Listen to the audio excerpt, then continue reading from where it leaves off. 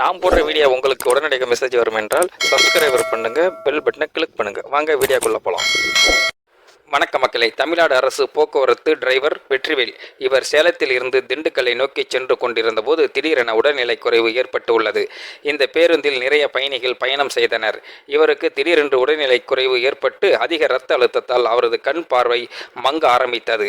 அது மட்டுமின்றி கைகளும் கால்களும் பலவீனம் அடைந்ததால் அவரால் பேருந்து ஓட்ட முடியாத நிலை ஏற்பட்டுள்ளது.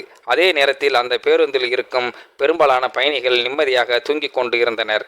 இதை பார்த்த டிரைவர் வெற்றிவேல் யாருக்கும் எந்த ஆபத்தும் நேரக்கூடாது என்று முடிவெடுத்த ஒரு நொடி கூட தாமதிக்காமல் சாலையோரம் காட்டுப்பகுதிக்குள் கம்பி வேலியை உடைத்து பேருந்தை திருப்பி செலுத்தினார்.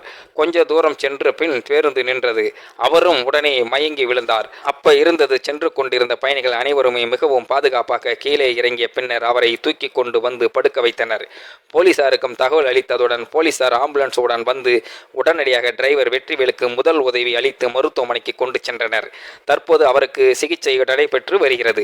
தன் உயிரையும் பொருட்படுத்தாமல் தன் ஓட்டிக்கொண்டு இருந்த பேருந்தில் வந்த பயணிகளின் உயிரை முன்னிலைப்படுத்தி அவர்களை எந்த ஒரு சேதாரமும் இல்லாமல் காப்பாற்றிய அந்த டிரைவர் அண்ணாவுக்கு ஒரு மிகப்பெரிய சல்யூட். மக்கள், இந்த வீடியோ பார்க்கின்ற நீங்களும் இந்த வீடியோ பற்றின கருத்துக்களை கீழே உள்ள கமெண்ட் செக்ஷனில் மறக்காம சொல்லுங்க.